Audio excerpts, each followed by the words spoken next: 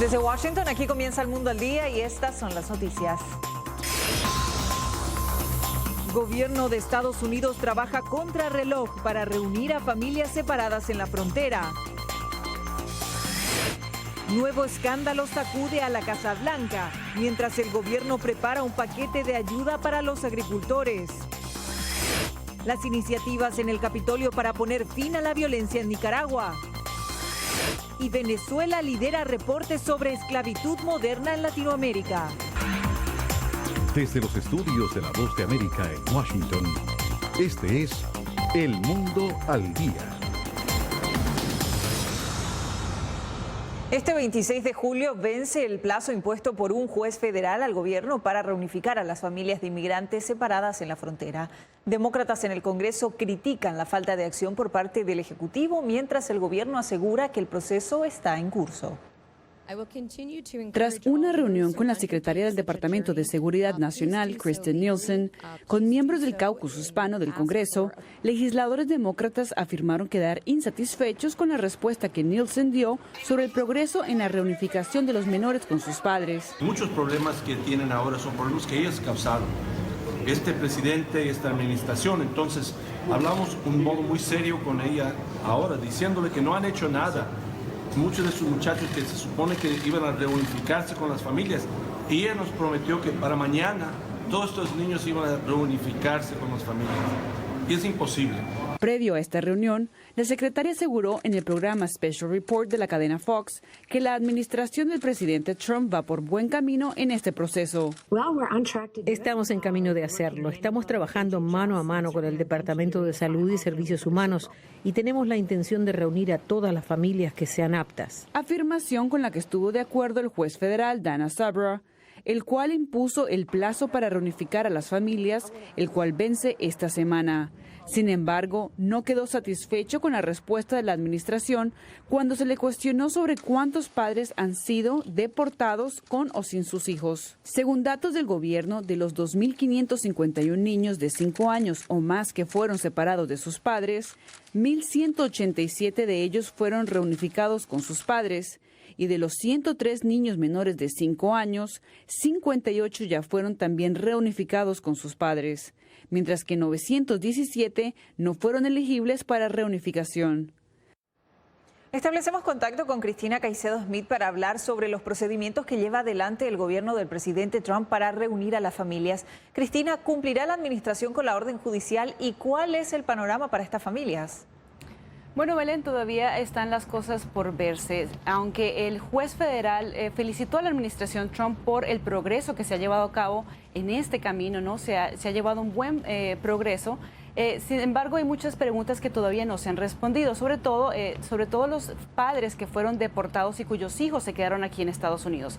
La secretaria Nielsen, en una entrevista con Fox, dice que que una de las cosas importantes es de que los padres se pueden llevar a sus hijos cuando son deportados y también que si se comunican con ellos pueden también tener acceso a sus hijos. Otra de las cosas importantes es de que este proceso toma tiempo. La secretaria Nielsen dice que ellos tienen que garantizar que sus hijos y que estos niños sean entregados a padres o adultos responsables. Así que el proceso continúa y es importante tener en cuenta que mañana esperaremos algún comunicado o de alguna manera un adelanto de la administración Trump sobre cómo va este proceso. Cristina, muchas gracias y resta por ver si el gobierno federal logra cumplir con la orden judicial de reunir a los más de 2.500 menores que habrían sido separados de sus padres en la frontera. Un futuro seguro y próspero es lo que mueve a padres y madres como Jenny González a arriesgar todo para ingresar a Estados Unidos. Celia Mendoza visitó la aldea El Quebracho en Guatemala, donde esta madre vivía con sus 3 hijos, para entender sus motivaciones para emigrar. Esta es la aldea El Quebracho en Guatemala, donde Jenny González y sus 3 hijos solían vivir antes de salir hacia los Estados Unidos y ser detenidos en la frontera sur de ese país cuando intentaban entrar sin documentos. Allí fueron separados. La Voz de América viajó hasta el lugar donde todo empezó para esta madre y buscar respuesta a la pregunta que muchos tienen de por qué padres de familia como Jenny González se embarcan en esta peligrosa travesía en busca del sueño americano.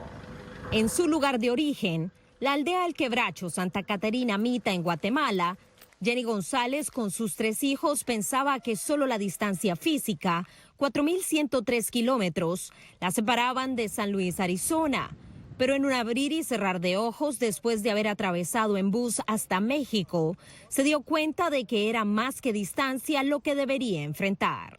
Es algo triste, algo lo peor que le puede pasar a un ser humano, que le arrebaten a sus hijos de sus brazos.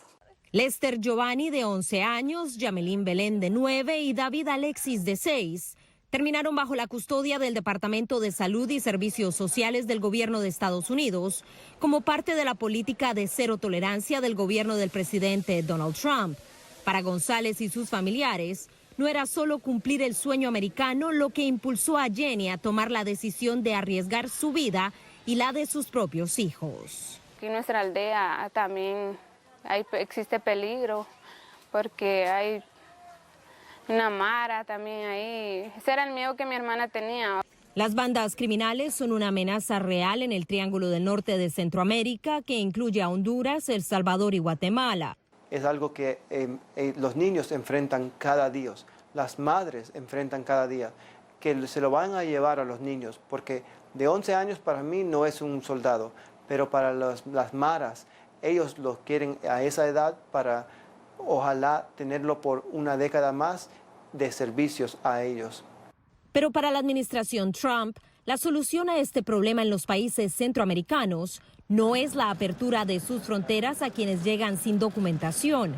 Así lo reiteró a los mandatarios de estas naciones el vicepresidente Mike Pence durante su más reciente viaje a la región. La mayoría está haciendo el viaje en busca de oportunidades económicas, impulsados por la creencia equivocada de que pueden ignorar las leyes de Estados Unidos y entrar a nuestra nación sin consecuencias. Digo con gran respeto a los presidentes reunidos aquí que este éxodo debe terminar. Es una amenaza para la seguridad de Estados Unidos.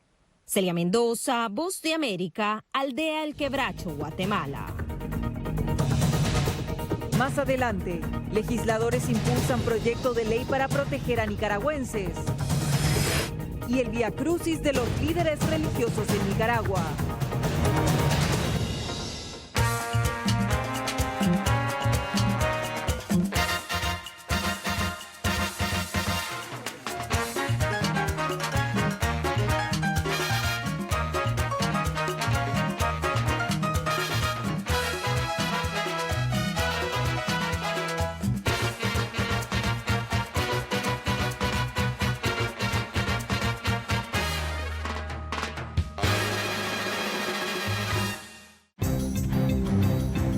Somos la Voz de América. En la isla muy pocos cubanos estaban informados. Necesitamos la liberación de los presos políticos y los estudiantes. Se encuentran en las afueras de la Asamblea Nacional, nadie puede salir. Información balanceada y objetiva. Un promedio de 80 migrantes indocumentados vienen a desayunar. Entérese de lo que sucede en Estados Unidos, América Latina y el mundo en un solo lugar. boanoticias.com.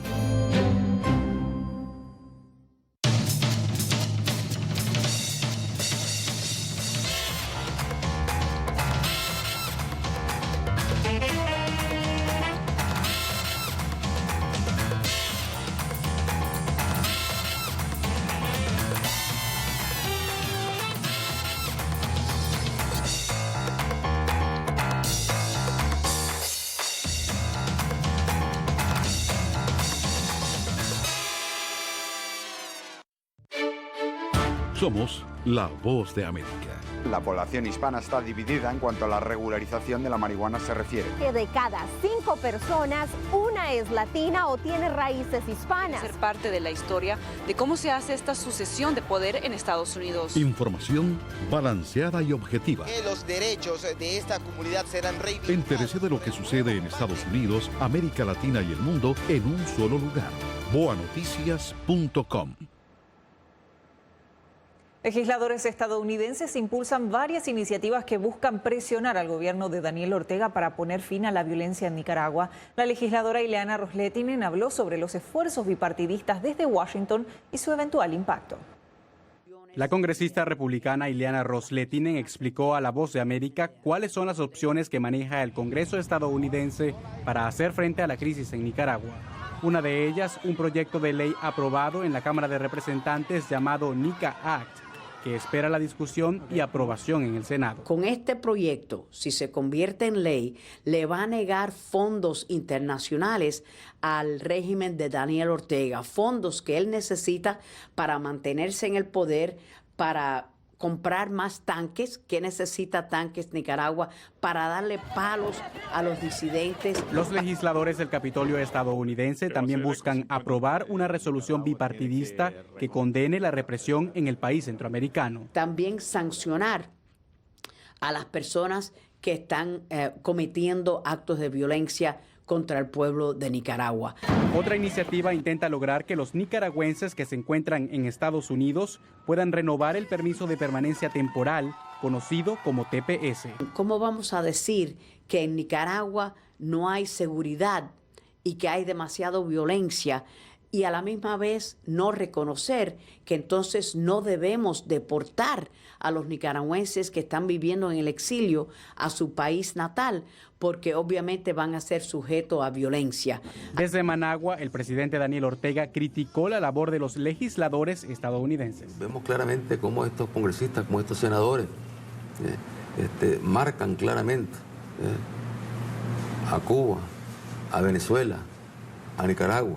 Eso lo hemos visto con gobiernos como Irán, como Corea del Norte, como Cuba, como Venezuela, y ahora lamentamos mucho que poner a Nicaragua en esa lista de países que están matando a sus propios ciudadanos simplemente porque el líder se quiere mantener en el poder. Jorge Agobián, Voz de América, Washington.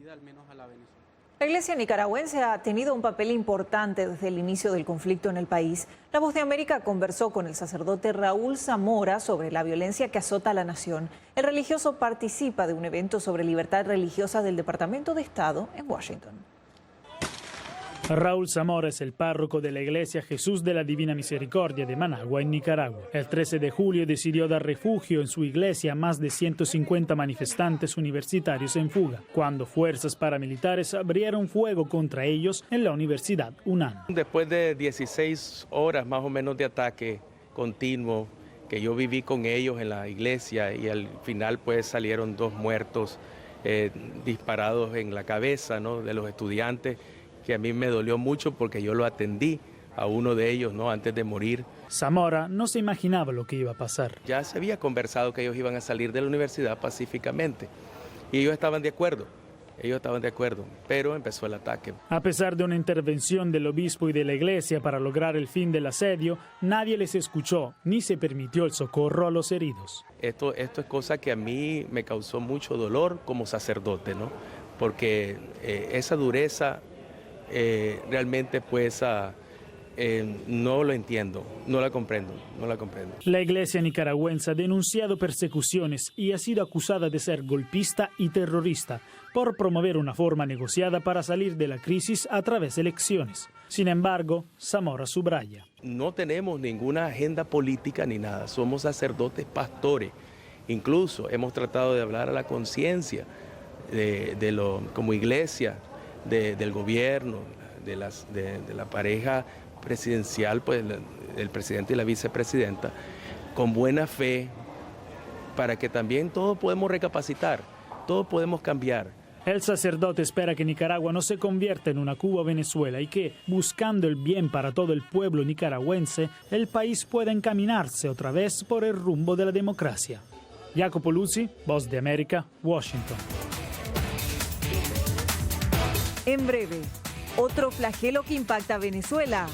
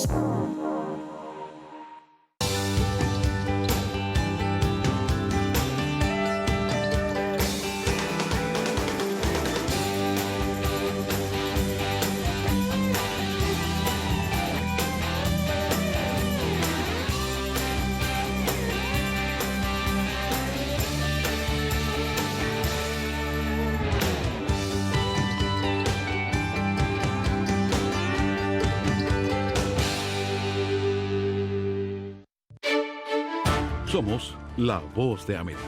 La población hispana está dividida en cuanto a la regularización de la marihuana se refiere. Que de cada 5 personas, una es latina o tiene raíces hispanas. Ser parte de la historia de cómo se hace esta sucesión de poder en Estados Unidos. Información balanceada y objetiva. Que los derechos de esta comunidad serán reivindicados. Entérese de lo que sucede en Estados Unidos, América Latina y el mundo en un solo lugar.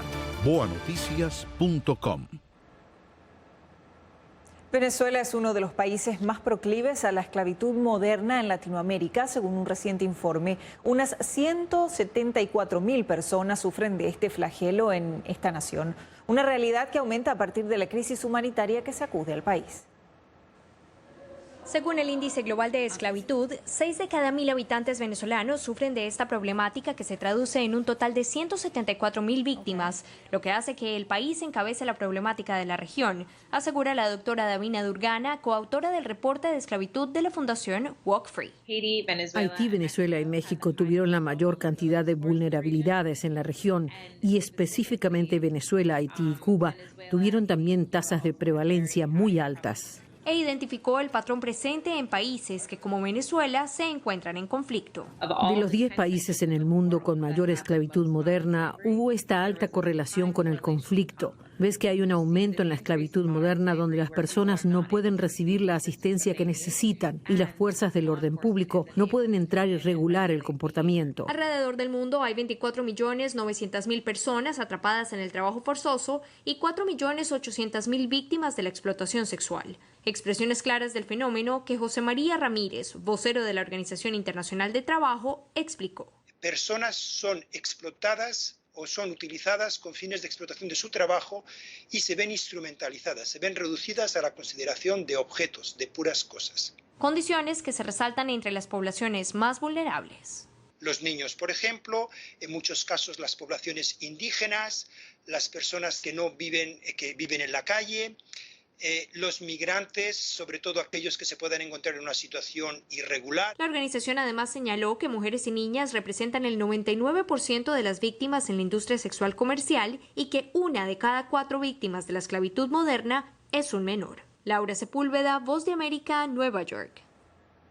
Estados Unidos y Chile presentaron una estrategia de cooperación trilateral enfocada a países del Triángulo Norte. La iniciativa busca implementar políticas públicas para mejorar las condiciones de vida a través de las agencias de cooperación de ambas naciones. Estados Unidos y Chile lanzaron un marco estratégico de cooperación trilateral que describe una hoja de ruta para que sus agencias de asistencia amplíen sus programas de cooperación en América Latina y el Caribe. El enfoque particular es en los países del Triángulo Norte, Honduras, El Salvador y Guatemala. Las principales áreas de desarrollo estratégico han sido diseñadas para fortalecer las políticas y las instituciones públicas. Durante el evento de lanzamiento, el embajador Juan Pablo Lira aseguró que esta alianza es del mayor interés de ambos países. Y como lo decíamos en las palabras que pronunciamos en esta ceremonia de lanzamiento de esta estrategia USAID-ACSID, tiene que ver con que un tercer país, en este caso Honduras, El Salvador y Guatemala, le piden a Chile o a los Estados Unidos a través de USAID cooperación para poder implementar políticas públicas que hagan mejorar las condiciones de vida de los ciudadanos de sus países. La embajadora de Estados Unidos en Chile, Carol Pérez, afirmó que esta es una asociación ideal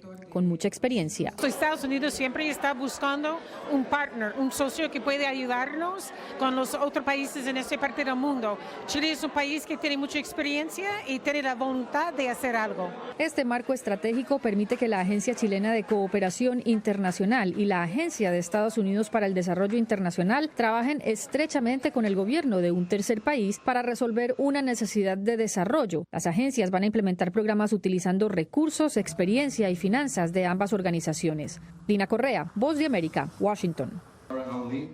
Un nuevo escándalo sacude a la Casa Blanca, esto mientras el presidente Donald Trump mantiene negociaciones con la Unión Europea buscando aliviar las imposiciones arancelarias que mantienen tenso el ambiente comercial entre ambas economías. producción agropecuario de Estados Unidos de $12,000 millones es la punta de lanza del presidente Donald Trump para impulsar el rescate de un sector afectado por la guerra económica con diversas naciones del mundo. Los agricultores serán los mayores beneficiados. Estamos abriendo mercados. Observen lo que está pasando. Solo sean un poco pacientes. Sin embargo, las críticas del propio Partido Republicano se sostienen a partir de la pugna arancelaria emprendida desde la Casa Blanca. Por ejemplo, el senador por Tennessee, Bob Corker, desestima el fondo dirigido a los granjeros. Aquí hay agricultores que quieren ganarse la vida. Ellos quieren comercio, no ayudas. También el senador por Nebraska, Ben Sasse, ha dicho que esta guerra comercial está afectando a los agricultores. Esta no es la única piedra en el zapato para el presidente Trump, pues ha surgido una grabación en que supuestamente se escucha al presidente cuando era candidato en 2016 conversar con su abogado Michael Cohen, aparentemente discutiendo sobre comprar los derechos de la historia de la exmodelo de Playboy, Karen McDougal, y su relato acerca de su supuesta relación con el mandatario. Ante esta grabación, el abogado del presidente, Rudy Giuliani, dijo que Trump quería pagar con un cheque para documentar adecuadamente el pago. La transcripción deja bastante claro al final que el presidente Trump dice no pague con efectivo. Sin embargo, Lenny Davis, abogado de Cohen, afirma que el entonces candidato sugirió el pago en efectivo. La cinta contradice al señor Giuliani y la palabra efectivo es escuchada por todos. José Pernalete, Voz de América. 11 de los 12 menores del equipo de fútbol y su entrenador, quienes fueron rescatados de una cueva al norte de Tailandia, fueron ordenados como novicios y monjes budistas este miércoles. Luciendo prendas ceremoniales y la cabeza rapada, los 12 rescatados participaron de la consagración, a la que además asistieron los familiares de los rescatistas. Los menores y su entrenador pasarán los próximos días en el templo budista cercano a su residencia, donde realizarán servicio a la comunidad. En segundos. Brazo robótico para detectar enfermedades. Y los esfuerzos para capturar agua en regiones áridas.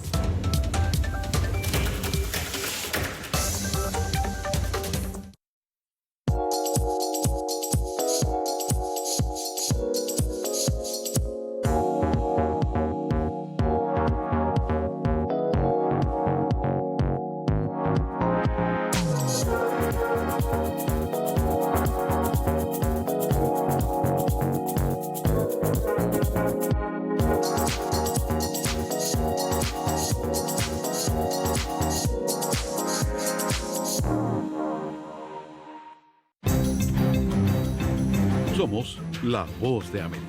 En la isla muy pocos cubanos estaban informados. Necesitamos la liberación de los presos políticos y los estudiantes. Se encuentran en las afueras de la Asamblea Nacional, nadie puede salir. Información balanceada y objetiva. Un promedio de 80 migrantes indocumentados vienen a desayunar a Entérese de lo que sucede en Estados Unidos, América Latina y el mundo en un solo lugar. boanoticias.com.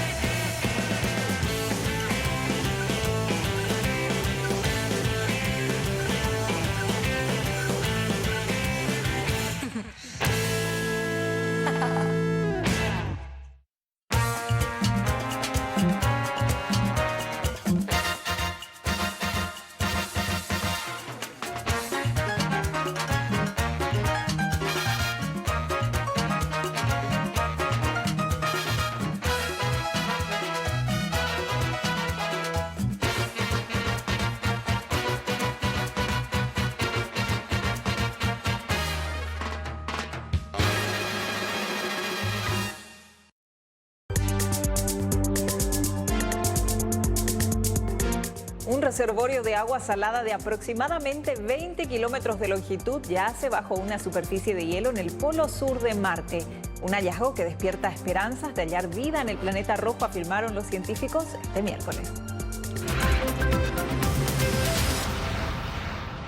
Un brazo robótico que combina imágenes por resonancia magnética y ecografía podría acelerar el diagnóstico de enfermedades musculares, incluso del cáncer. Los investigadores esperan que esta herramienta contribuya a la rápida detección de diversas dolencias. El brazo robótico podría ayudar a acelerar el diagnóstico de cáncer de mama. Investigadores europeos están desarrollando la herramienta de biopsia robótica que podría conducir a un diagnóstico más temprano de la enfermedad. François Siepel señala que el proyecto llamado MURAB combina datos de imágenes de resonancia magnética sensible con la velocidad de la exploración por ultrasonido en tiempo real. Si combina los datos, tiene los beneficios de ambos mundos. En la primera etapa los combinaremos y luego mejoraremos la localización en función del modelado porque el tejido se está deformando. Debido a que el tejido mamario cambia de forma a medida que se realiza la ecografía, los investigadores dicen que localizar el tumor sigue siendo un desafío. Los datos del sistema MURAB se utilizan para construir un modelo 3D virtual del tejido objetivo para ayudar a superar esto.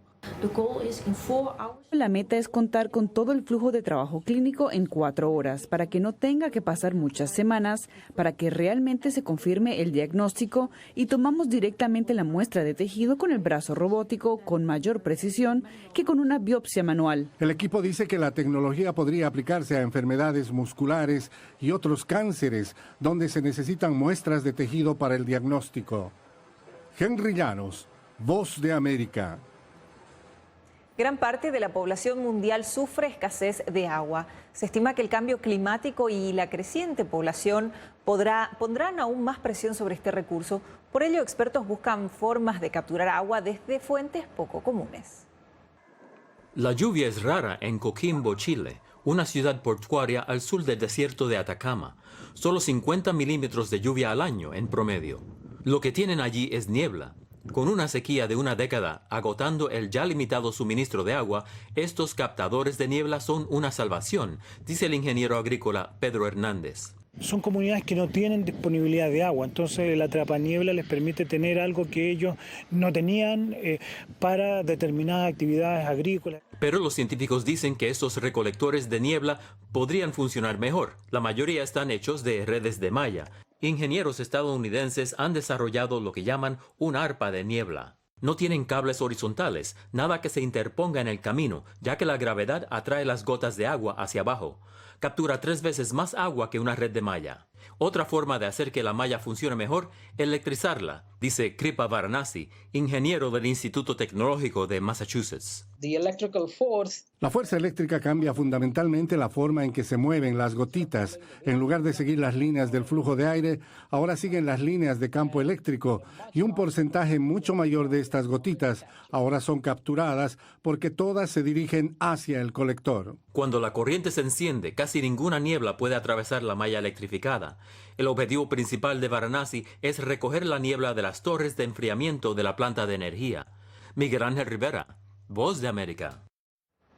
Una leyenda de los espectáculos aéreos se retira luego de 40 años. Se trata de Sean Tucker, quien realizará su última exhibición en breve. Tucker ha realizado más de 300 presentaciones desde 1976, cuando comenzó a volar. Pero no dejará los cielos, sino que estará al frente de un equipo acrobático. Les dejamos con una de sus presentaciones. Les informó Belén Mora.